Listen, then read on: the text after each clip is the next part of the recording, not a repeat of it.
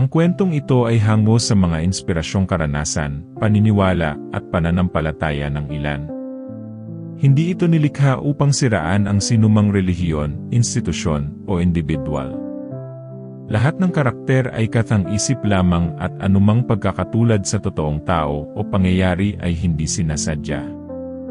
Isang lumang imahen, isang tahimik na retreat house, at isang panatang matagal nang nilimot.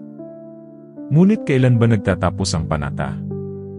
Kapag tumigil ang panalangin o kapag tumigil ang puso sa paniniwala.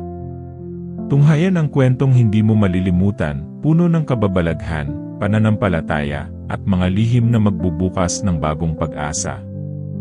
Ito ang iyang imahen na umiyak, himala o babala. Dito lang sa Panatang Puso. Si Miguel ay 14 na anyos, isang batang sakristan sa simbahang San Ramon, isang lumang simbahan na itinayo pa noong panahon ng Kastila. Tahimik ang buhay sa baryo, at ang simbahan ang sentro ng lahat, binyag, kasal, at libing. Ngunit isang gabi, habang naglilinis si Miguel ng altar, may kakaibang nangyari. Sa gitna ng katahimikan, isang malamig na ihip ng hangin ang dumaan. Napatingin siya sa imahe ng Birheng Maria. May patak ng tubig sa mata nito. Nilapitan niya, ngunit hindi tubig, kundi tila dugo. Kinabukasan, isinumbong ni Miguel ito kay Father Tomas. Ngunit tumawa lamang ang pari. Baka naman pagod ka lang, anak. O baka guni-guni lang yan. Ngunit kinagabihan, muli itong nakita ni Miguel. Sa pagkakataong ito, may kasama ng pag-iyak, mahina, halos bulong lang. Patawad di. Bulong ito ng isang babaeng tinig. Wala namang tao sa paligid. Mula noon, sunod-sunod na ang kababalaghan, biglang nawawala ang mga kandila sa altar, may mga batang umiiyak sa gitna ng misa, at ang kampana ay tumutunog mag-isa sa hating gabi. Lumapit si Miguel sa matandang katiwala ng simbahan, si Lola Biring. May kwento ang simbahang ito, bulong ni Lola. May paring dating nagtatago ng kasalanan. At ang imaheng iyan, saksi sa lahat. Habang lumalalim ang gabi, mas tumitindi ang mga pangyayari. Isang gabi, nagising si Miguel na may sugat sa braso, hugis krus. Hindi niya alam kung paano ito nangyari. Dahil dito, nagpasya siyang halughugin ang lumang bodega ng simbahan. Doon niya nakita ang isang lumang confessional booth, at isang kwaderno na may titulong, Ang Kasalanan Ko. Sa unang pahina nakasulat, Patawarin mo ako, Maria. Minahal ko siya kahit bawal. Hindi matahimik si Miguel matapos niyang mabasa ang unang pahina ng lumang kwaderno. Gusto niyang itigil ang pagbuklat, ngunit parang may humihila sa kanyang budhi na magpatuloy. Sa ikalawang pahina, mas tumindi ang revelasyon. Ako si Padre Enrique. At sa ilalim ng sagradong katahimikan, ako'y nagkasala. Hindi kilala ni Miguel ang pangalang iyon. Marahil ito'y pari noong unang panahon, o baka isa sa mga naging kura paroko ng San Ramon bago pa man isinilang si Father Tomas. Ngunit bakit may ganitong lihim? Habang binabasa ang mga susunod na pahina, mas lalo siyang nangilabot. Isinulat doon na si Padre Enrique ay nagkaroon ng damdamin sa isang babaeng madalas magdasal sa simbahan, si Clara. Inilarawan niya ito bilang iliwanag sa madilim kong kaluluwa. Nagtagpo raw sila tuwing gabi sa likod ng kumbento. At sa paglipas ng mga linggo, naging matatag ang kanilang damdamin sa isa't isa. Ngunit sa bawat yakap, may bigat ng kasalanan. Hindi ako makatulog, Maria, sulat ng pari. Dahil habang nilalapastangan ko ang aking panata, nakatingin ka sa akin na para bang ako'y iyong anak. At sa iyong mata, tila ako'y umiiyak din. Nang gabing iyon, bumalik si Miguel sa imahe ng Birheng Maria. Wala siyang makitang luha, ngunit sa kanyang puso, tila may bumubulong na, mag-ingat ka, anak. Kinabukasan, nagsimulang magtanong-tanong si Miguel tungkol kay Padre Enrique. Luma na ang pangalan, pero may isang matandang deboto, si Mang Lando, na tila may alam. Ay, si Padre Enrique, bulong nito. Bata pa ako noon. May tsismis na iniwan daw niya ang pari dahil sa isang babae. Pero walang nakakita, walang umamin. Hanggang sa bigla na lang siyang nawala.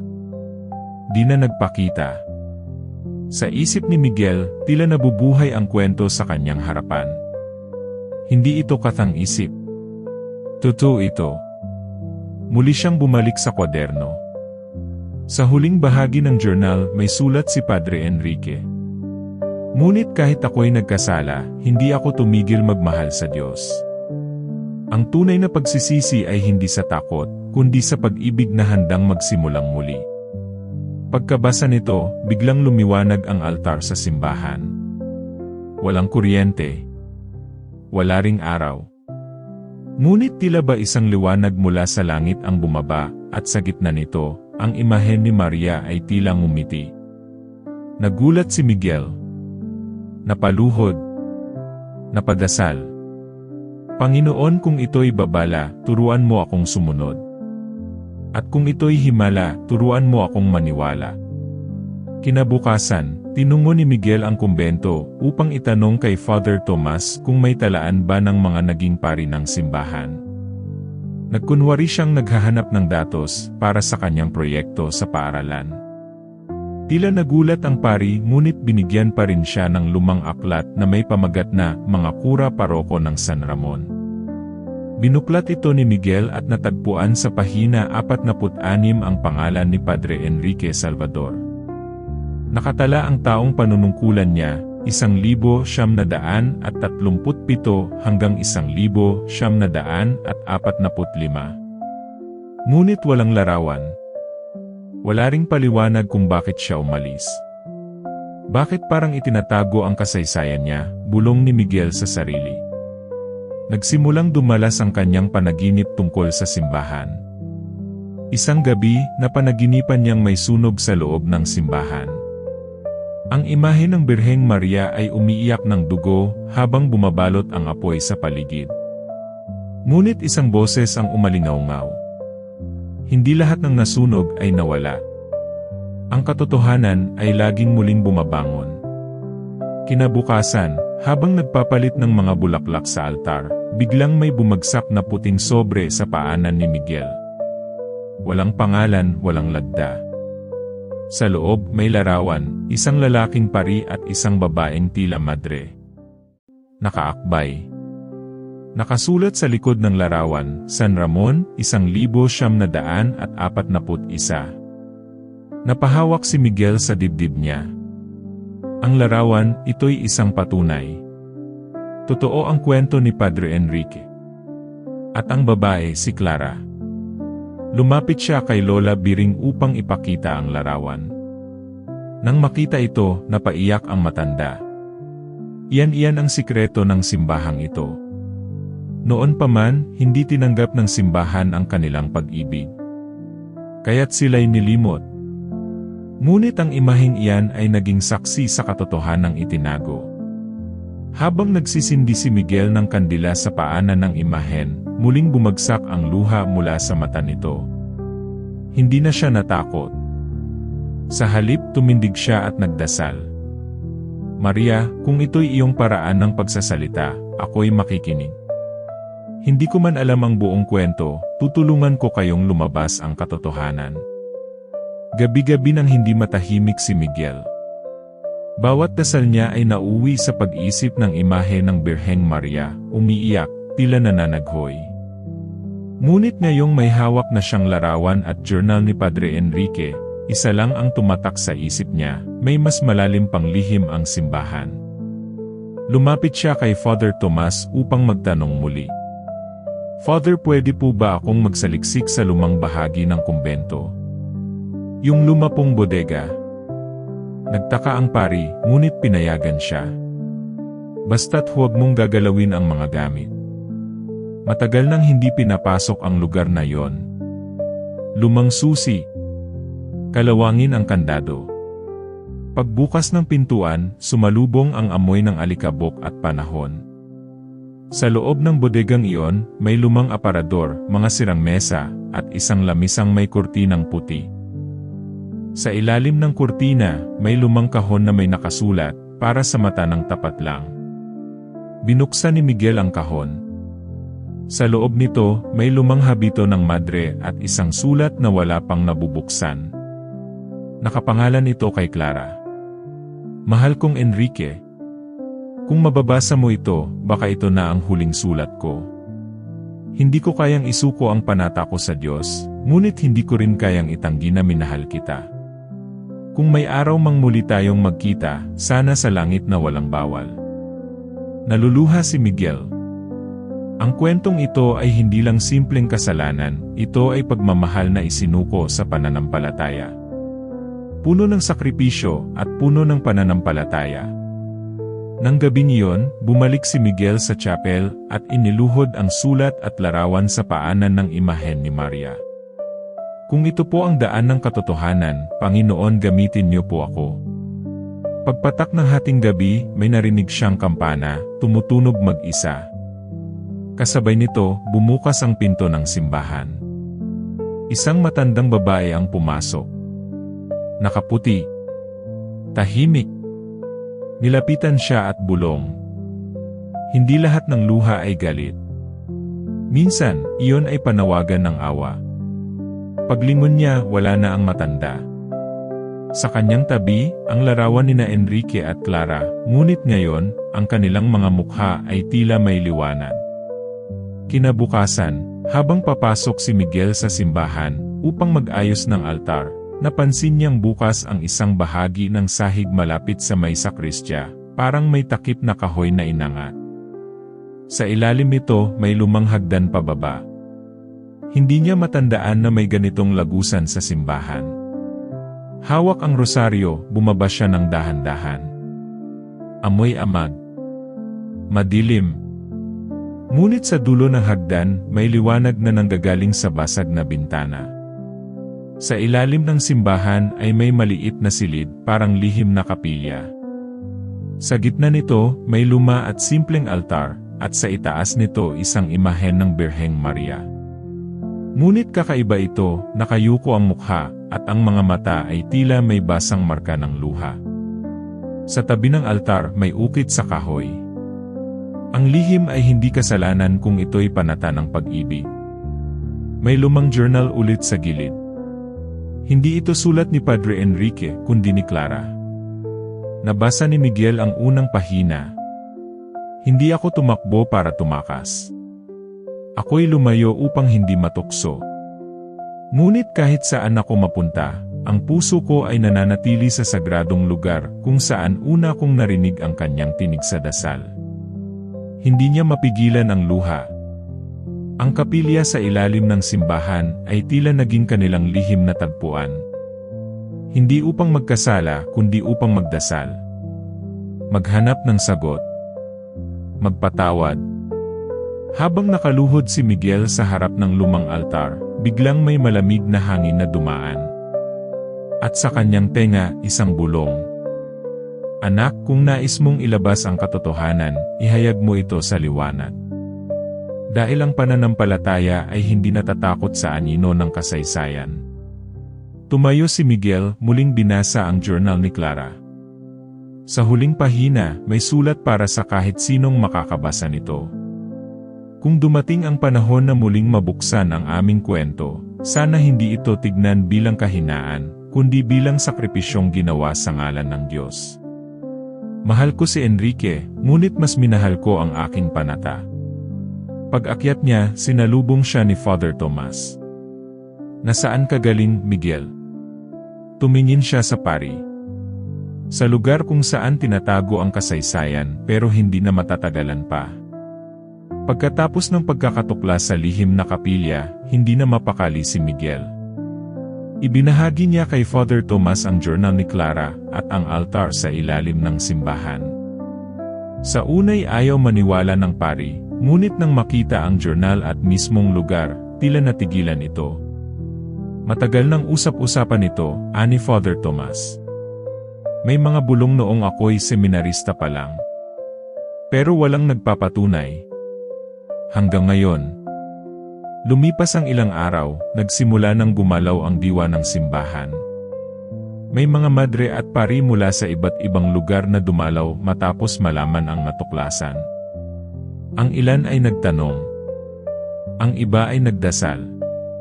Ngunit karamihan ay natigilan sa simpleng altar na iyon, tila ba humihinga ng panibagong buhay ang simbahan. Sa harap ng altar, nilapitan si Miguel ng isang madre. Alam mo bang isa sa mga pinakamaagang guro ko ay si Sister Clara? Nagulat si Miguel. Totoo po. Opo. Tahimik siya. Pero mapagmahal. Alam mo bang minsan, ang pinakamasasakit na kwento ay nagiging pinakabanal na alaala kapag tinanggap sa pananampalataya. Muling bumalik si Miguel sa kanyang kwarto at binuksan ang lumang litrato ng imahe ni Maria, ang parehong imahe na umiyak. Ngunit sa pagkakataong ito, tila natuyo na ang mga luhang dati malinaw na baka sa larawan.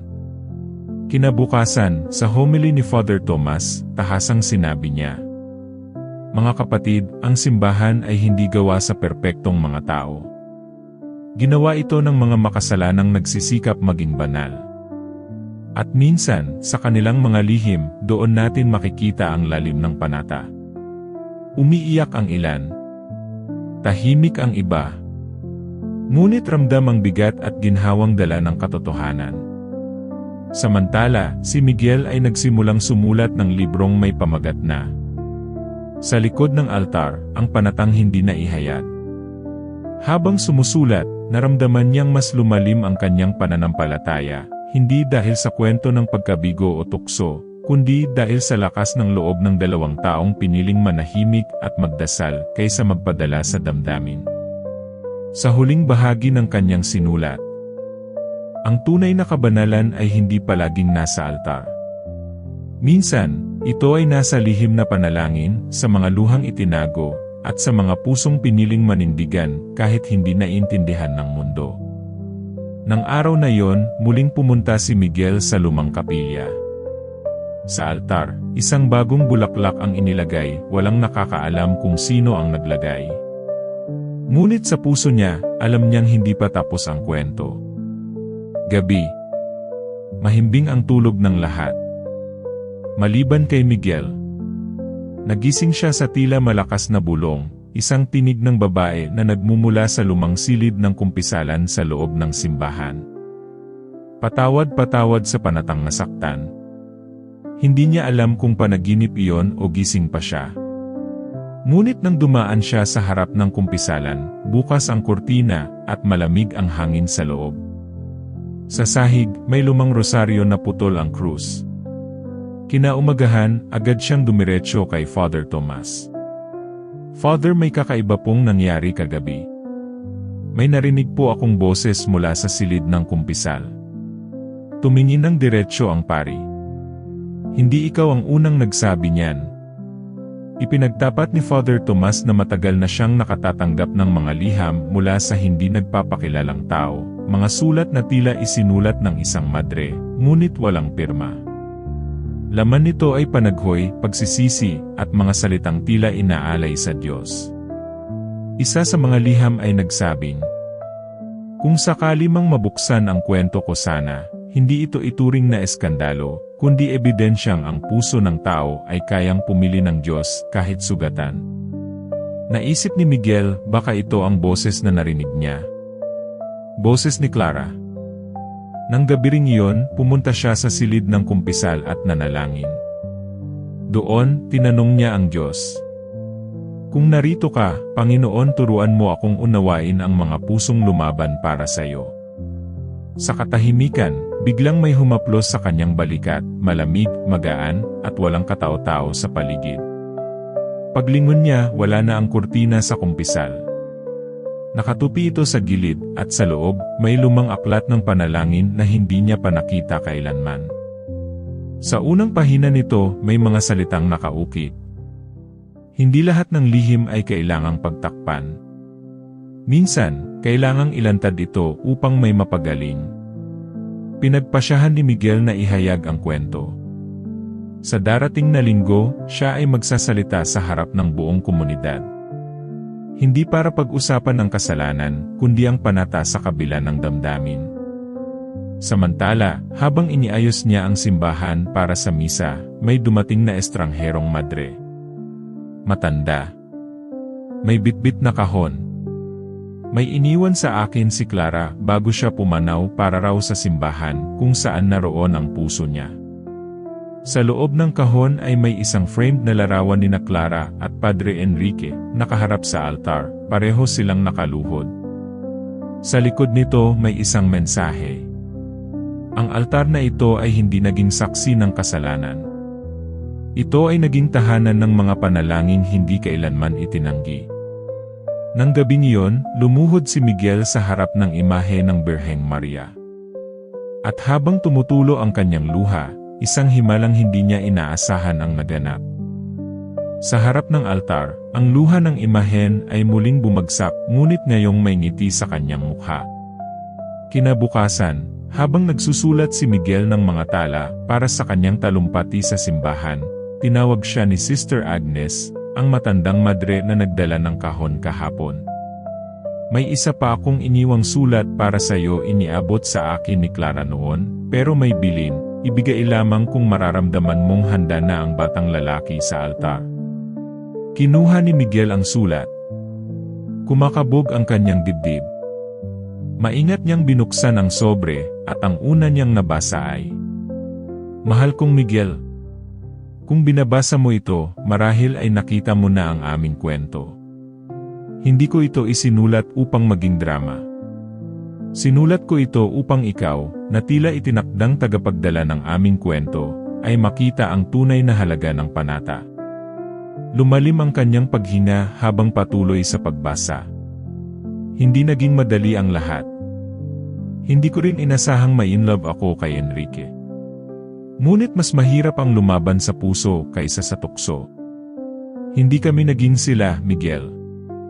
Ngunit naging amin ang bawat dasal na sabay naming iniyakan sa tahimik na gabi. Tumulo ang luha ni Miguel. Ang simbahan ay hindi laging lugar ng kasagraduhan. Minsan ito rin ang altar ng mga sugatang damdamin. Ngunit kung mananatili kang tapat, hindi sa tao, kundi sa Diyos, mas magiging banal pa ang panata, kaysa sa kahit anong relikya. Sa dulo ng liham may nakasulat. Kung sakaling gusto mong ituloy ang aming kwento, ituloy mo. Ngunit huwag mong alisin ang luha. Dahil sa bawat patak, nandoon ang katotohanan ng aming panalangin. Dumating ang linggo.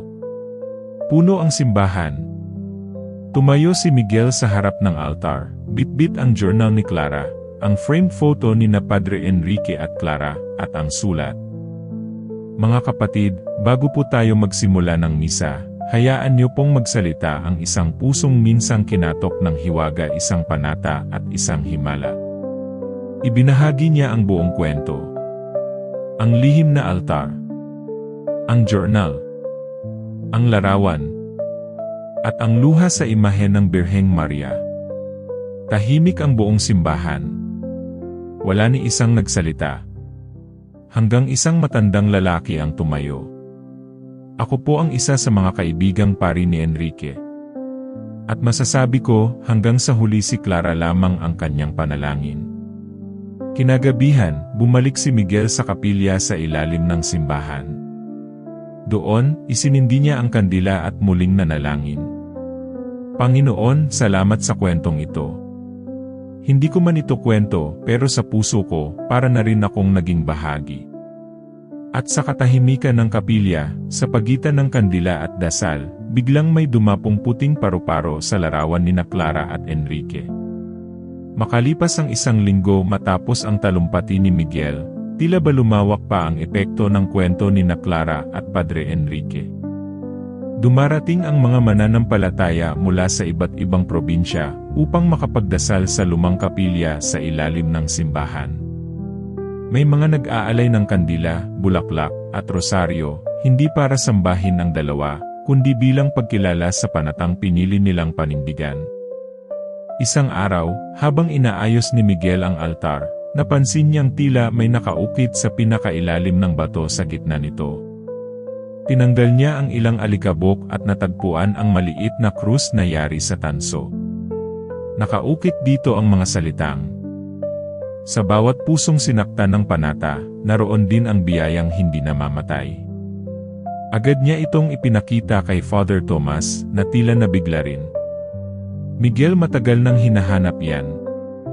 Iyan ang krus na sinasabing iniukit ni Padre Enrique noong una silang ipaghiwalay ni Clara.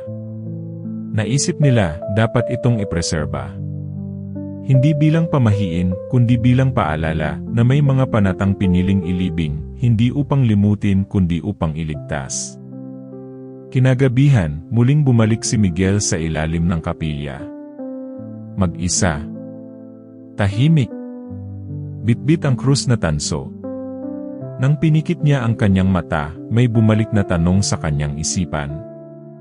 Bakit ako ang piniling maging tagapagsalaysay ng kwentong ito? At sa kanyang panalangin, tila may sagot na hindi galing sa salita, kundi sa puso. Sapagkat may panatang hindi na kayang ikwento ng mga lumisan. At ikaw na ang may pusong handang marinig ito. Samantala, sa kabilang panig ng syudad, isang babaeng madre ang natulala habang pinapanood ang live stream ng misa ni Father Tomas na binanggit ang kwento ni na Clara at Enrique. Hindi ako nag-iisa, bulong niya. Ito ay si Sister Marta, dating kaibigan ni Clara noong sila'y mga baguhang madre pa lamang. Dala ng matinding emosyon, sumulat siya ng liham kay Miguel. Hindi ko akalaing mabubuhay muli ang alaala ni Clara. Hindi lang siya banal, Miguel, isa siyang martir ng pag-ibig. Marami siyang tiniis, hindi lang para sa simbahan, kundi para sa sariling kaluluwa. Sana'y maisulat mo rin ang kwento ng mga madre at pari na tahimik na lumalaban. Sa huling bahagi ng araw, habang papalubog ang araw at dumadaloy ang ilaw sa bintana ng simbahan, nanatili si Miguel sa isang tabi, nakatitig sa imahe ng Birheng Maria. Hindi na ito lumuluha. Ngunit sa mata ni Miguel, ramdam niyang ang bawat dasal, lihim, at panata ay naroroon pa rin, hindi na sa imahe, kundi sa mga pusong naniniwala. Isang maulan na hapon, habang nagsasara ng simbahan si Miguel, napansin niyang basa ang bahagi ng sahig malapit sa lumang silid ng kumpisalan. Ngunit ang tubig ay tila hindi ulan, kundi tila galing sa loob. Lumapit siya at binuksan ang pinto. Luma at amoy lumang kahoy pa rin ang nasa loob. Ngunit may kakaiba, ang lumang kumpisalan ay tila may pinagbago. Sa kaliwang dingding nito, may nakausling bahagi ng tabla. Nang kanyang sungkitin ito, natanggal ang panel at may maliit na kahon na nakatago sa loob. Dahan-dahan niyang binuksan ang kahon. Sa loob nito ay may rosaryo, isang lumang diary, at isang maliit na balumbon ng papel. Binuklat ni Miguel ang diary. Sa loob, pamilyar ang sulat kamay. Sa unang pahina, para sa aking kaluluwa at para sa sinumang makakabasa nito sa hinaharap. Ito ang kwento ng puso kong tahimik na lumaban. Clara. Habang binabasa niya ang laman, tumambad ang kwento ng kanilang huling gabi sa kumbento, ang gabi bago permanenteng ilipat si Clara sa ibang lugar. Nais nilang magdasal sa kumpisalan, ngunit pareho silang takot. Hindi kami humawak. Hindi kami nagyakap. Ngunit sa katahimikan, naroon ang yakap ng Diyos. Mas masakit ang hindi hawakan, pero mas banal. Nang basahin ni Miguel ang balumbon ng papel, isang panalangin ang nakasulat. Panginoon, kung hindi mo ako kukunin ngayon, bigyan mo ako ng lakas upang tumanggi sa tukso, araw-araw. Kung ito man ang aking krus, gawin mo itong daan ng maraming kaligtasan. Naiyak si Miguel. Sa isang kisap mata, naunawaan niya na ang kwento ni na Clara at Padre Enrique ay hindi kwento ng pagkabigo. Ito ay kwento ng tagumpay ng isang pag-ibig na piniling lumuhod kaysa lumaban. Habang lumalalim ang gabi, umupo siya sa kumpisalan. At doon, sa gitna ng katahimikan, parang may narinig siyang tinig ng babae. Salamat, ipinagpatuloy mo ang panata. Hindi siya natakot. Sa halip na pangiti. Minsan, ang mga lihim ay hindi inililihim para itago. Inililihim sila para sa tamang panahon, at tamang taong maglalantad, hindi para sa tsismis, kundi para sa paghilom. Kinabukasan, inilabas ni Miguel ang diary at ipinakita kay Father Tomas. Hindi ba ito delikado? Tanong ng pari. Delikado kung ang layunin ay sirain. Pero kung ito ay para ipakita ang pananampalataya sa gitna ng tukso, baka ito pa ang makapagdala ng mga tao sa Diyos. Muling dumagsa ang mga tao sa simbahan. Hindi na para humingi ng milagro, kundi para umiyak, manalangin, at makinig sa kwento ng dalawang kaluluwang pumili ng pananampalataya. At sa huling bahagi ng misa, binanggit ni Father Tomas. Hindi lahat ng kwento ng pari at madre ay kwento ng kasalanan. Minsan, ito ay kwento ng krus. At sa krus, naroon ang tagumpay. Umaga pa lamang ay abala na si Miguel sa pag-aayos ng mga donasyon sa lumang opisina ng kumbento. Isang dating silid dito ng mga madre, ngunit matagal nang hindi binubuksan.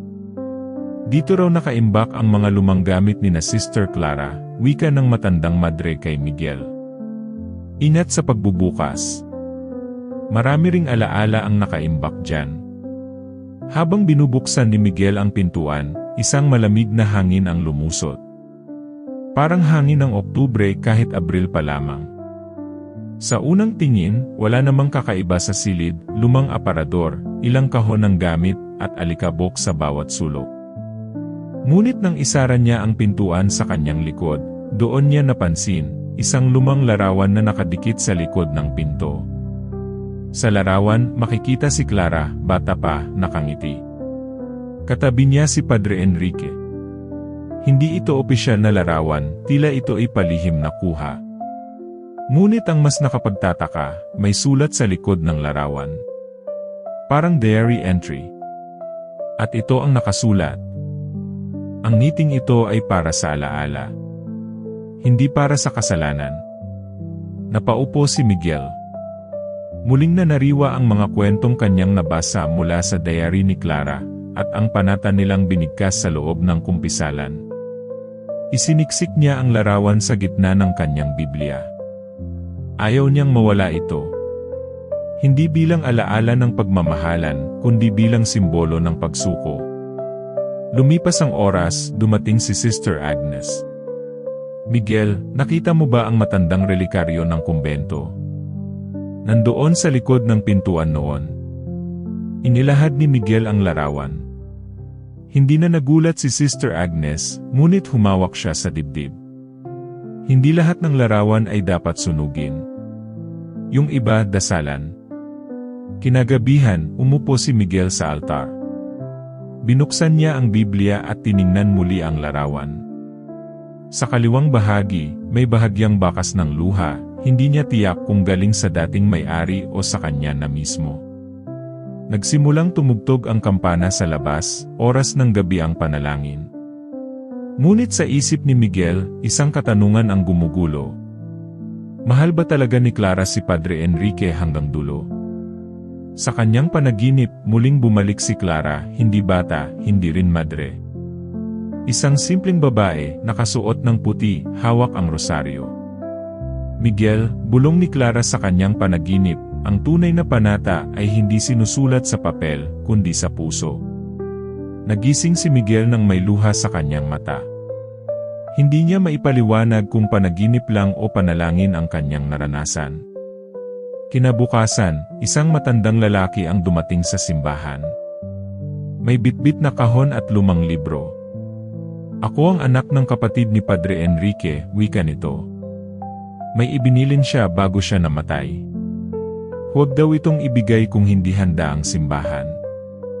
Binuksan nila ang kahon, at sa loob nito'y mga sulat ni Enrique para kay Clara na hindi kailanman naipadala.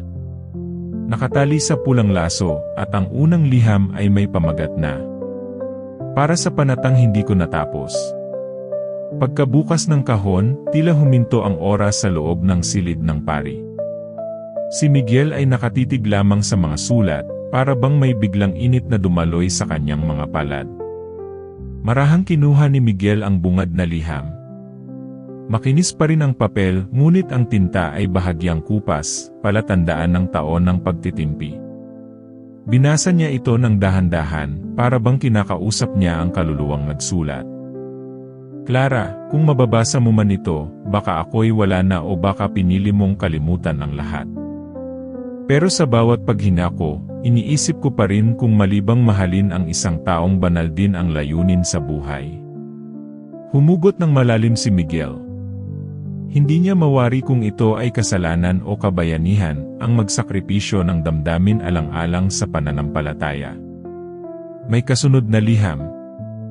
Iba na ang tono. Mas puno ng sakit. Hindi ako galit sa'yo, Clara. Galit ako sa sarili ko, dahil araw-araw, ginugunita ko ang huling ngiti mo bago ka tuluyang lumayo. Araw-araw, tinatanong ko ang Diyos, bakit ipinakilala ka sa akin kung bawal kitang yakapin? Sa bawat liham, mas lalong lumilinaw ang lalim ng damdamin ni Clara at Enrique, hindi lamang bilang lalaki at babae, kundi bilang dalawang kaluluwang sabay nagdasal sa isang Diyos, ngunit pinilit tumahak ng magkaibang daan. Ipinakita ni Miguel ang mga liham kay Father Tomas kinabukasan. Tahimik lamang ang pari habang binabasa ang unang 3 sulat. Naiintindihan ko siya, wika ni Father Tomas. Bilang pari, minsan ang pinakamabigat na krus ay hindi ang kasalanan kundi ang damdaming hindi mo kailanman binigkas. Nagdesisyon silang ilibing ang kahon sa ilalim ng puno ng olibo sa loob ng bakuran ng kumbento, isang simbolo ng katahimikan at kapayapaan. Ngunit bago ito isara ni Miguel, kinuha niya ang huling liham at kinopya sa kanyang journal. Gusto niyang laging maalaala ang mga salitang iyon. Kung may langit na walang hadlang, Clara, sana roon tayo magtagpo. Sa isang altar na walang bawal, sa isang panata na walang luha. Habang isinasara ang lupa sa ibabaw ng kahon, nagdasal si Miguel ng taimtim. Panginoon, tanggapin niyo ang panatang ito, hindi bilang kwento ng pagkabigo, kundi kwento ng pag-ibig na piniling manahimik kaysa sumuway. Kinagabihan, may lumapit na matandang babae kay Miguel habang ito'y naglilinis sa harapan ng altar. Ako si Aling Dolores, ako ang dating madre na kasama ni Clara sa kumbento.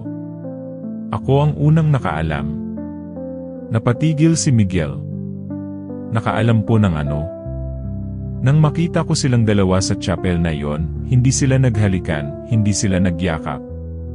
Pero ang mga mata nila nagsisigawan ng damdamin. Doon ko naintindihan ang pinili nilang katahimikan ay mas malakas pa sa kasalanan. Inalok ni Miguel na magdasal sila sa lumang kumpisalan. Sa muling pagpasok niya roon, ibang pakiramdam ang bumalot sa kanya. Wala nang takot, wala nang tanong. Sa halip, may kapayapaang parang dumarampi mula sa dingding, sa kisami, sa upuan, parang sinasabing, narito kami. At pinili naming manindigan. Paglabas niya ng kumpisalan, hindi niya namalayang may bahagyang luha sa kanyang mata. Ngunit hindi ito lungkot. Ito ay pasasalamat. Dahil sa mga liham na iyon, mas naintindihan niya na ang panata ay hindi palaging tahimik, minsan ito'y umaalingaw sa puso ng ibang tao upang bigyang lakas ang sarili nilang laban. At sa gabing iyon, muling dumalaw sa kanyang panaginip ang imahe ng isang ina na umiiyak hindi sa sakit, kundi sa awa para sa mga anak na nagmahal ng tapat, kahit hindi tinanggap ng mundo. Makalipas ang ilang araw matapos ilibing ang mga liham, napansin ni Miguel na tila may pagbabago sa imahe ng Birheng Maria sa chapel. Hindi na ito madilim o tila nakalulumbay, bagkus may kakaibang liwanag na animoy nagmumula sa likod nito tuwing sasapit ang 5:00 ng hapon. Hindi niya ito sinabi agad kahit kanino. Baka guni-guni lang. O baka pagod lang siya sa dami ng tanong na binuksan ng mga sulat ni Padre Enrique. Ngunit ng 3 araw, nakita mismo ni Sister Agnes ang liwanag habang nagro-rosaryo sa harap ng altar. Miguel, wika niya habang nanginginig ang boses, yan din ba ang nakita mo? Tumango si Miguel. Sister. Pero hindi ko maintindihan kung bakit. Mabilis kumalat ang balita sa kumbento. May liwanag daw na umaagos mula sa imahe. May ilan pang madre ang nagsabi na naramdaman nilang parang may mainit na hangin na dumarampi sa kanilang pisngi habang nagdadasal. Isang araw, nagdesisyon ang Madre Superiora na kausapin si Bishop Arnaldo tungkol dito. Ipinatawag nila si Miguel para isalaysay ang lahat ng kanyang nakita at nadama. Tahimik lamang ang obispo habang nakikinig.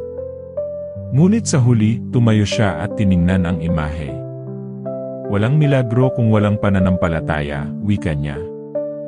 At minsan, ang pinakahimala ay ang pusong kayang magpatawad sa sarili at sa nakaraan. Pagkatapos ng misa kinabukasan, lumapit si Aling Dolores kay Miguel.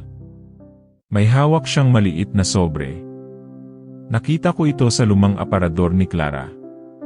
Hindi ko ito binuksan noon. Pero siguro panahon na. Binuksan nila ang sobre at nandoon ang huling sulat ni Clara para kay Padre Enrique. Hindi ito naipadala. Rafael, simula ng sulat, hindi kita kailanman kinalimutan. Pero hindi rin kita sinisi. Dahil ang mahalin ka ng palihim ay panalangin ko araw-araw. Ngunit mas pinili kong mahalin ang Diyos para sa ating dalawa. Napaluha si Miguel. Hindi niya kilala si Clara ng personal, pero parang isang bahagi ng kanyang puso ang nabuksan. Kinabukasan, isang grupo ng kabataan mula sa Karatigbayan ang nag-retreat sa kumbento. Isa sa kanila ang nagsabing, "Ang tahimik po dito. Parang ang Diyos ay bulong na lang, pero ramdam mong buhay siya." Muling nabuhay ang espiritual na sigla ng kumbento. Naging tahanan ito ng mga taong gustong lumimot, magpatawad, at magsimula muli. Isang gabi, habang pinapatay ni Miguel ang mga ilaw sa chapel, napansin niyang may isang bata na nakatingin sa imahe. "Kuya, bakit umiiyak si Mama Mary?" tanong nito. Dahil minsan, kahit siya, nasasaktan sa mga kwentong hindi natapos. Pero di ba sa dulo, natutuwa rin siya? Sagot ni Miguel, kapag ang mga pusong nasugatan ay natutong magmahal muli, nang walang galit, walang takot, at may buong pananalig. Sa sulok ng chapel, may tumutugtog na mahinang hangin. Hindi ito ulan. Hindi ito bagyo. Kundi panibagong pahina ng katahimikan. Isang kwento ng himalang hindi sumigaw, kundi lumuhod. Sa likod ng lumang kumbento ay may isang pintuang gawa sa kahoy na kupas at may mga kalawang sa bisagra. Madalas itong nilalampasan lamang ng mga madre, hindi dahil sa takot, kundi dahil sa paggalang. Ayon sa kasaysayan ng kumbento, ang pintuang iyon ay dating daanan patungo sa lumang retreat house noong panahon ng mga Kastila. Ngunit mula nang may isang insidente ng sunog halos isang siglo na ang nakalilipas, isinara ito ng simbahan. Wala raw dapat bumalik doon. Ngunit isang gabi, habang naglilinis si Miguel, may narinig siyang marahang kaluskos mula sa direksyon ng lumang pinto. Parang may humihina sa likod nito. Lumapit siya. Dahan-dahan. Tila hinihila siya ng di maipaliwanag na puwersa. Paglapit niya, nakita niyang may pahina ng papel na lumusot sa pagitan ng pinto. Luma, kupas, at may tinta ng panulat na tila panahong 1800 pa. Sa sinumang makakatagpo ng sulat na ito, ako'y hindi nawala ng pananampalataya, kahit sa gitna ng pagkasunog at kadiliman. Ang krus ng aking buhay ay hindi ang apoy na sumiklab, kundi ang damdaming hindi ko naipahayag. Nang gabing iyon, kinausap ni Miguel si Sister Agnes tungkol sa natagpuan niya. Nagulat ang madre. "Hindi mo alam?" tanong ni Sister Agnes. Ang lumang retreat house ay dating tahanan ng isang madre, at paring sinasabing nagkaibigan ng higit pa sa nararapat sila ang sinasabing dahilan ng sunog. "Bakit?" tanong ni Miguel. Hindi malinaw. Pero ayon sa mga matatanda, may lihim silang itinatago, at noong nalantad ito, pinilit nilang magkasamang magsakripisyo, nasunog ang buong retreat house, ngunit may nag-iwan ng sulat sa loob ng confessional. Muling bumalik si Miguel sa lumang pinto kinabukasan. Dala niya ang rosaryo, hindi para sa proteksyon, kundi bilang paggalang. Binuksan niya ito, at isang malamig na ihip ng hangin ang bumati sa kanya. Sa loob, puro abo, lumang upuan, at isang altar na nadurog na ng panahon. Sa sulok, may nakalagay na lumang confessional box, wasak na ang bubong, ngunit buo pa ang upuan. May sulat na nakaukit sa kahoy. Ang tunay na pag-ibig ay kayang tumanggap ng kapalit na hindi ligaya kundi pananahimik. Sa pagbalik niya sa chapel, tumayo siya sa harap ng imahen ni Maria. Hindi na siya nagtatanong. Hindi na siya nagdududa. Tila ang bawat yugto ng kwento ay itinatagpo para sa isang layunin, hindi para sa kanya lamang, kundi para sa mga kaluluwang nawalan ng daan. Kinabukasan, pinatawag siya ng Madre Superiora. Miguel, nais ka naming italaga bilang tagapangalaga ng lumang kasaysayan ng kumbento. Nais naming ibukas muli ang bahagi ng lumang retreat house bilang silid ng mga panata. Napatingin siya sa imahen ng Birhen na tila nakangiti. Parang sinasabing, ito ang dahilan kung bakit ka dinala rito. Hindi milagro ang nangyari, kundi pagkilala sa katotohanan ang bawat lihim, pag-ibig, at sakripisyo ay may silbing aral, hindi upang husgahan, kundi upang itaguyod ang kapatawaran. Habang isinusulat niya sa logbook ang mga pangyayari, iniukit niya sa dulo ng pahina. May mga pintuang hindi dapat katakutan. Dahil sa likod nito, may mga panata na naging buhay na aral para sa bagong henerasyon. Isang silid na simple lamang, may lumang upuan, isang antike na altar, at mga retratong may sulat sa likod, panata, pangungumpisal, at mga dasal na tila isinulat sa gitna ng sakit at pananampalataya. Habang inaayos ang mga dokumento roon, may natagpuan si Miguel na kakaibang larawan. Ito ay lumang litrato ng isang pari at isang madre hindi formal, kundi candid. Magkatinginan sila, may halong lungkot at saya.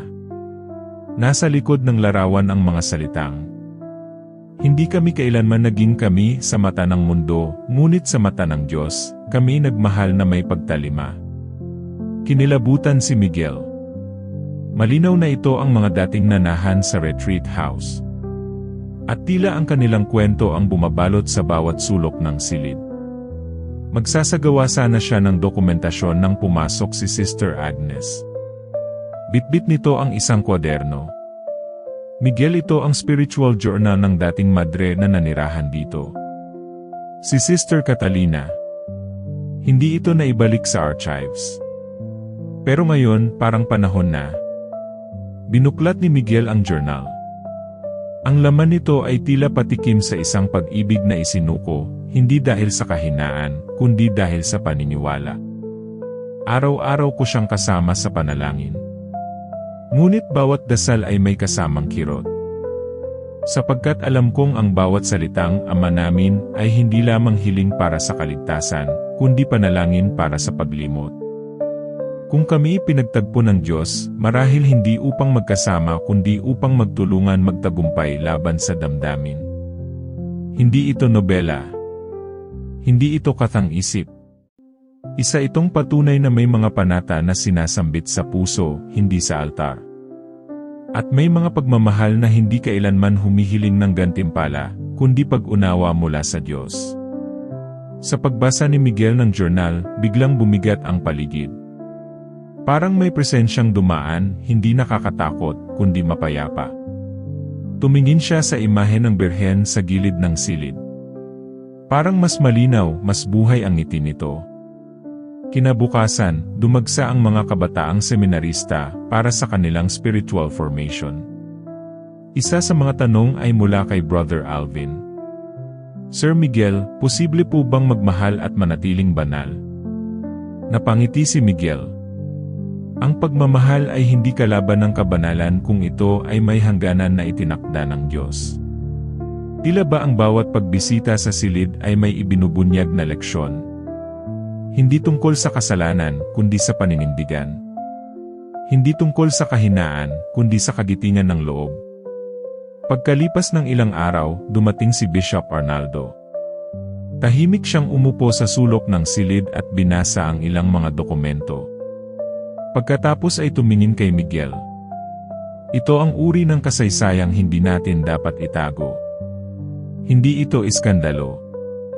Isa itong paalala na kahit ang mga lingkod ng Diyos ay may puso. At ang tunay na kabanalan ay hindi kawalan ng damdamin, kundi kakayahang magpigil alang-alang sa Kanya. Habang papalabas si Bishop, iniwan niya ang kanyang kwintas na krus sa altar ng silid. Isabit mo iyan dito, Miguel. Para sa lahat ng dumadaan na may dalang tanong sa kanilang pananampalataya. Kinagabihan, habang mag-isa sa chapel, sumulat si Miguel sa kanyang journal. Panginoon, sa bawat panatang sinambit sa mga lumang pader na ito, hayaan mong tumagos sa puso ng bawat bumibisita ang liwanag ng iyong awa. Turuan mo kaming umibig, hindi upang kamtin, kundi upang isuko sa iyo. At sa katahimikan ng gabing iyon, tila may tinig na bumulong mula sa hangin. Ang tunay na himala ay ang pusong tumutuloy kahit masakit. Sa kalagitnaan ng ulan, habang malamig ang simoy ng hangin, narinig ni Miguel ang tila alingaungaw ng mga dasal mula sa loob ng isilid ng mga panata. Ngunit wala namang tao roon. 11:00 ng gabi. Lumapit siya, may dalang flashlight at rosaryo. Nang pagbuksan niya ang pinto, ang lamig sa loob ay tila niyakap ang kanyang balat. May naroon, hindi nakikita, pero dama. Bumaling ang kanyang mata sa antike na confessional box. Muling naroon ang papel. Ngunit sa pagkakataong ito, bagong-bago ang pagkakalimbag. Wari ikakatype lang sa makinilya. Kung ang puso ko'y lumaban sa damdamin, hindi ito upang talikuran ka, kundi upang yakapin ang Diyos ng buo. Hindi kita isinuko. Inialay kita. Napaupo si Miguel. Alam niyang ito'y mensahe, hindi sa kanya, kundi para sa susunod na henerasyong magmimisyon sa lugar na iyon. Muling dumating si Brother Alvin kinaumagahan. Lalong naging interesado sa kasaysayang bumabalot sa kumbento. Nagsalita siya. Sir Miguel, gusto ko pong isulat ang kwento ng mga panatang ito. Para sa thesis ko. Hindi agad sumagot si Miguel. Alam niyang sensitibo, pero nararamdaman niyang ito ay dapat nang isiwalat, hindi bilang chismis, kundi paalala. Pwede, pero sa isang kondisyon. Dapat mo ring isama ang aral. Hindi lang ang emosyon. Habang pinoproseso ang mga dokumento, may natagpo ang lumang cassette tape si Miguel. Wala itong label. Inilagay niya ito sa player. Sa simula, katahimikan. Tapos, isang boses ng madre. Ang pangalan ko ay Catalina. At ito ang huling pagkakataon na isusulat ko ang damdamin kong hindi kailanman nasambit. Mahal ko siya. Isang paring hindi ko kailanman naging akin, ngunit kailanman ay hindi ko rin iniwan sa panalangin. Bumigat ang dibdib ni Miguel. Parang isinusulat ng Diyos sa kanyang puso na ang bawat kwento ay may layunin, at hindi lahat ng kwento ng pag-ibig ay may kasamang paglalapit, minsan ito'y paglayo para sa kabanalan. Habang abala si Brother Alvin sa pag-compile ng datos, dumating si Sister Agnes na may dalang selyadong sobre. Miguel, ito raw ang huling sulat ng isang madre mula sa lumang retreat house. Hindi ito nabuksan. Iniwan sa akin ng lola ko, dati ring madre rito. Binuksan nila ang sobre sa harap ng altar ng isilid ng mga panata. Nakasulat sa likod, kung may makabasa nito balang araw, sana'y hindi mo lang ako alalahanin kundi ipagdasal. Sa loob ng liham ay isang dasal, hindi para sa sarili, kundi para sa lahat ng dumadaan sa pareho nilang pakikibaka. Panginoon, turuan mo akong magmahal ng may hangganan. Turuan mo akong sumuko ng may dangal. At higit sa lahat, turuan mo akong magtiwala na ang pagsuko ay hindi pagkatalo, kundi panata ng pusong iyo. Muling napuno ng luha ang mata ni Miguel.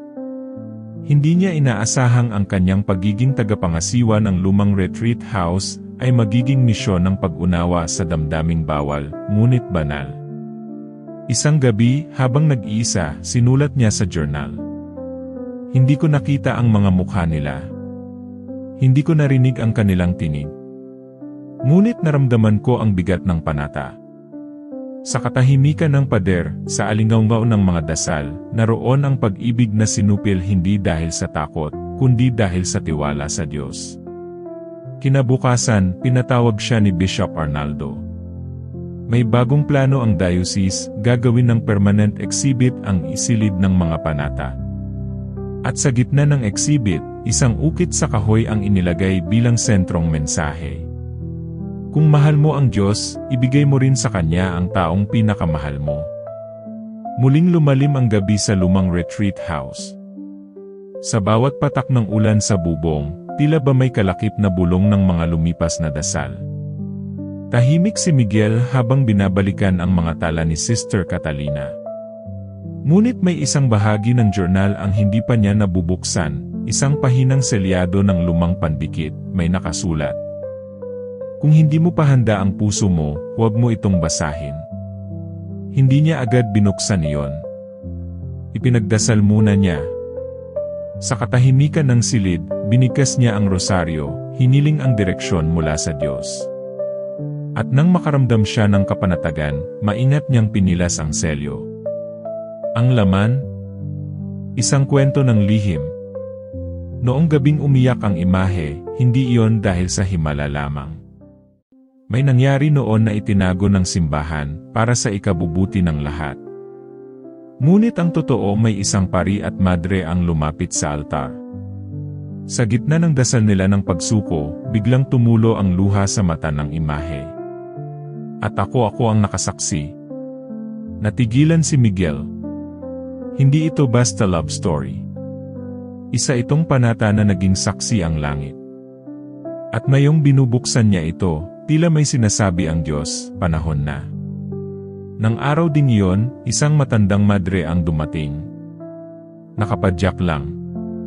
Walang kasama. Pumasok sa exhibit na tila kabisado niya ang bawat sulok. Miguel ba pangalan mo? Opo, madre. Kayo po si? Ako si Sister Lourdes. Dati kong kasama si Catalina. Kailangan mo na sigurong malaman ang kabuuan.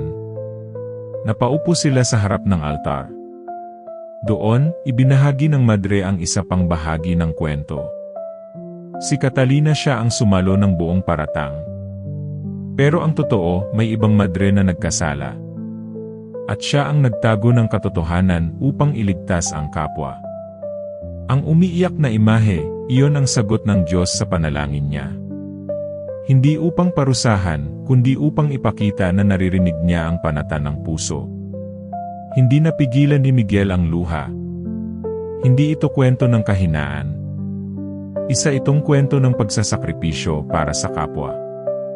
Muli niyang binuksan ang sulat sa confessional box. Ngunit sa pagkakataong iyon, wala na ang luma. Sa halip may bagong papel.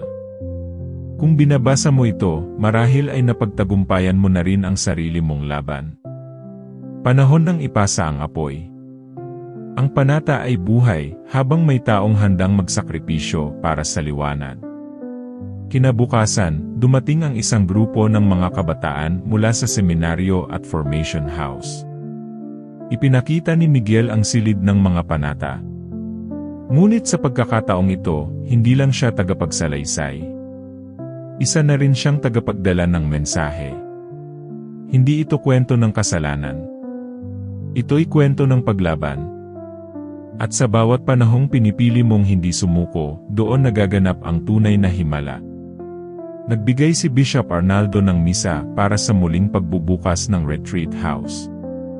Sa homilya, sinabi niya, ang kabanalan ay hindi kawalan ng damdamin. Ang kabanalan ay pagpili sa Diyos, kahit papuso mo na ang kapalit. At sa huling bahagi ng misa, isa-isang lumapit ang mga tao upang hawakan ang imahe, ang imaheng minsang umiyak. Hindi dahil sa drama, kundi dahil sa panalangin. Habang pinagmamasdan ni Miguel ang lahat, isinulat niya sa kanyang journal. Ang lihim sa likod ng krus ay hindi tungkol sa sino ang nagkasala, kundi tungkol sa sino ang nagsakripisyo para sa iba. Minsan, Habang si Miguel ay naglalakad sa makitid na daanan patungo sa lumang simbahan, isang malamlam na hangin ang dumaan.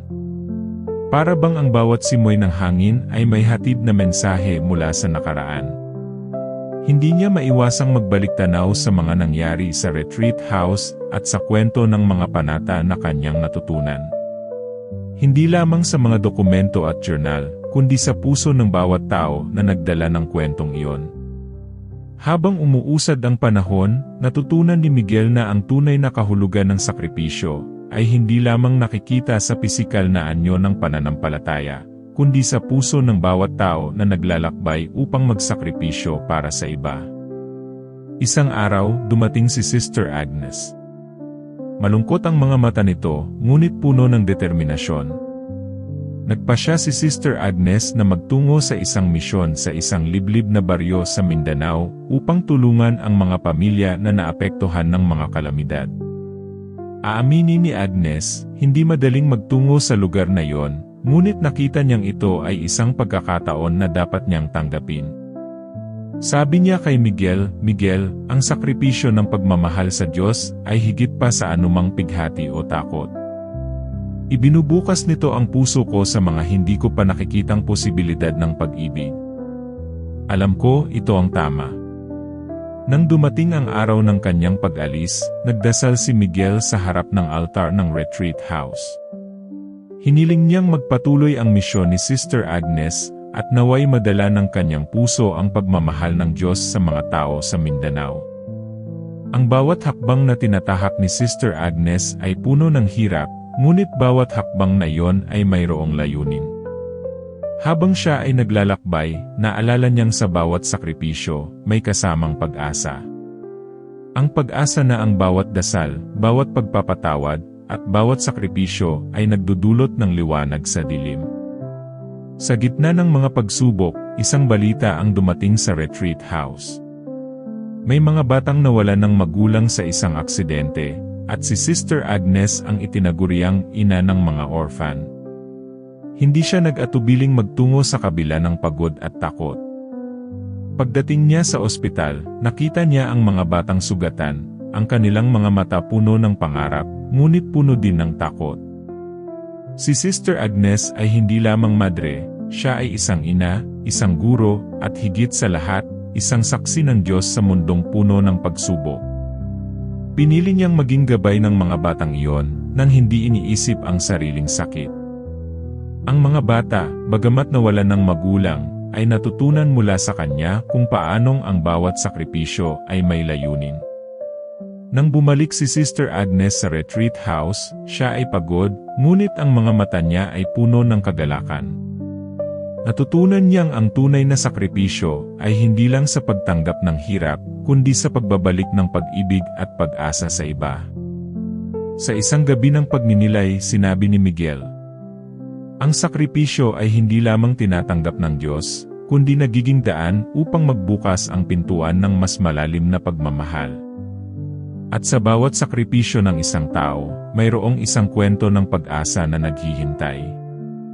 At sa buong retreat house, natutunan nila ang pinakamahalagang aral. Ang tunay na pagmamahal ay hindi makikita sa kung ano ang ibinibigay mo, kundi sa kung paano mo ito ibinabalik sa iba, sa mga walang kalaban-laban, sa mga sugatang puso, at sa mga nag-aalab na kaluluwa.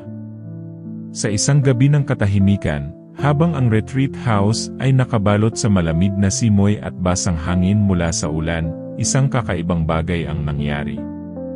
Nag-brownout. Nawala ng ilaw ang buong compound. Si Miguel, na nagbabasa ng journal ni Sister Catalina sa chapel, ay napilitang gumamit ng kandila. Ngunit sa liwanag ng maliit na apoy, tila may mga aninong kumikilos sa paligid. Hindi siya agad kinabahan. Baka epekto lamang ng pagod at gutom, anya. Ngunit nang mapansin niyang kumikislap ang ilaw ng estatwa ng mahal na birhen, kahit walang kuryente, napaatras siya. Biglang bumukas ang pinto ng lumang confessional box. Walang tao. Ngunit may malamig na hangin na tila pumasok sa silid, at may naiwang lumang piraso ng papel sa sahig. Nang pulutin niya ito, nabasa niya ang nakasulat. Hindi lahat ng kaluluwa ay natutulog sa gabi. May mga panata silang hindi pa tapos, at ikaw ang tinawag upang marinig. Muli siyang napaupo sa harap ng altar. Hindi niya alam kung anong klaseng mensahe ito, babala ba, o paanyaya. Ngunit sa puso niya, isang malinaw ang mensahe, may kaluluwang gustong magsalita, isang panatang na antala, isang kasaysayang di pa lubos na nailahad. Kinabukasan, tinawag niya si Sister Lourdes. Doon, ibinahagi ng matanda ang kwento ng isang batang madre, si Sister Beata, na diumano'y nagpakamatay sa loob ng confessional box, ilang dekada na ang nakalipas. Hindi raw iyon kasalanan ng pananampalataya, kundi ng takot, dahil may tagong kasalanan siyang hindi kayang aminin sa kanyang superyora. Baka siya ang gustong magsalita, ani ni Sister Lourdes. Baka gusto niyang mailabas ang katotohanan hindi upang manira, kundi upang mapalaya. Kinagabihan, nag-organisa si Miguel ng isang prayer vigil. Ipinatawag niya ang ilang seminarista at madre mula sa kalapit na parokya upang magdasal ng rosaryo para sa mga kaluluwa. Habang sila'y nagdadasal, muling lumiwanag ang mata ng imahen, at sa kisame ng chapel, may tila nagliliwanag na hugis krus. Hindi kami nag-iisa, bulong ni Miguel. Ang mga panalangin natin ay naririnig, hindi lang sa lupa, kundi sa kalangitan. Habang tumatagal ang gabi, may isa sa mga seminaristang umiiyak. May naramdaman po akong kamay sa balikat, anya. Mainit. Parang yakap. Pero walang tao. Ang gabing iyon ay naging gabing hindi malilimutan. Hindi dahil sa takot, kundi sa panibagong pag-unawa, na ang pananampalataya ay hindi lamang para sa mga buhay, kundi para rin sa mga kaluluwang naghahanap ng kapatawaran at tuluyang kapayapaan. Pagkatapos ng vigil, muling binuksan ni Miguel ang confessional box, hindi upang magsalita, kundi upang makinig. At doon niya naramdaman ang presensya hindi ng takot, kundi ng katahimikan. Sumulat siya sa journal. Panginoon, kung ako man ang pinili mong makarinig sa mga diwang di patahimik, gamitin mo ang puso ko, hindi upang husgahan, kundi upang umunawa. Kinabukasan, ipinagdiwang ng buong retreat house ang Mass for the Forgotten Faithful. Isang misa para sa mga kaluluwang hindi naaalala, mga panatang na isantabi, at mga dasal na naputol sa gitna ng takot. Sa sermon ng pari, sinabi niya, ang Diyos ay hindi Diyos ng mga perpekto. Siya ay Diyos ng mga lumalaban, kahit sa kabilang buhay. Habang sumisikat ang araw sa silangang bahagi ng retreat house, tila ba may bagong pag-asa na dumaloy sa paligid.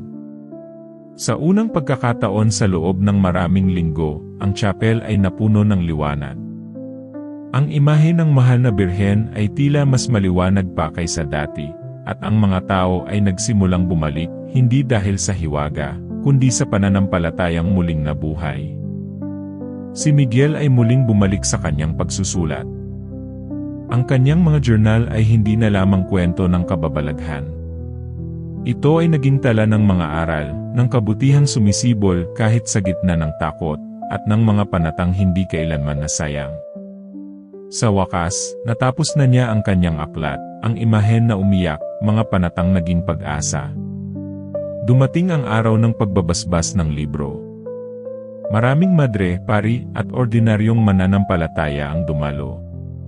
Ngunit higit sa lahat, dumating ang mga dating seminarista, at madre na minsang nayanig sa kanilang paniniwala. Lahat sila ay may isang kwento, hindi kami iniwan ng Diyos. Kami lang ang lumayo noon. Sa gitna ng pagtitipon, nagsalita si Sister Agnes. Marami sa atin ang dumaan sa dilim. Ngunit hindi tayo iniiwan ng liwanag. Ang panata ay hindi laging perpekto, pero ito ay totoo. Nagkaroon ng maikling misa sa chapel. At habang iniaalay ang komunyon, muling nagliliwanag ang imahe, ngunit ngayong gabi, walang luha. Tila ba tapos na ang pagluha ng imahe, dahil natapos na rin ang paghahanap ng mga kaluluwang minsang ligaw. Nang matapos ang misa, may isang matandang babae na lumapit kay Miguel. May iniabot siyang 5 piraso ng rosaryo, sirang kwintas, ngunit may matibay na krus. Sa akin ito ibinigay ni Sister Beta noon pa, anya. Sabi niya, kung sakaling mawala siya, may darating para ituloy ang panata. Napaluha si Miguel. Hindi dahil sa kwento, kundi sa bigat ng pagkakaugnay. Lahat ng ito, hindi aksidente. Siya pala ang tinutukoy. Hindi bilang tagapagligtas, kundi bilang saksi. Sumulat siya sa kanyang huling pahina ng aklat. Ang kwento ay hindi natatapos sa pagluha ng imahe. Ito'y nagpapatuloy sa bawat puso na handang magmahal, magsakripisyo, at maniwala, kahit hindi nila naintindihan ang lahat. Pagkaraan ng 1 buwan, ginawang pilgrimage site ang lumang retreat house. Mga taong may dalang panalangin, may sugatang damdamin, at may pananampalatayang muling isinisilang ay dumadagsa. Si Sister Agnes ay namumuno na ngayon ng isang spiritual center na tumutulong sa mga kabataang gustong pumasok sa bokasyon, ngunit may takot. Samantalang si Miguel ay naging kilalang tagapagsalita sa mga seminar tungkol sa faith and emotional healing. Sa huling bahagi ng kanilang kwento, may panibagong misa. Dito, sinabi ng bagong obispo, hindi natin kontrolado ang himala. Pero lagi tayong may kapangyarihang piliin ang paniniwala. At sa panahong iyon, dumarating ang himala, tahimik, totoo, at nakakapagpabago ng buhay. Habang naglalakad si Miguel palabas ng chapel, nakita niyang may isang batang babae na tahimik na nagdadasal sa harap ng imahe. Sa tabi nito, may notebook, marahil ay sinusulat rin niya ang kanyang panata. Napangiti siya.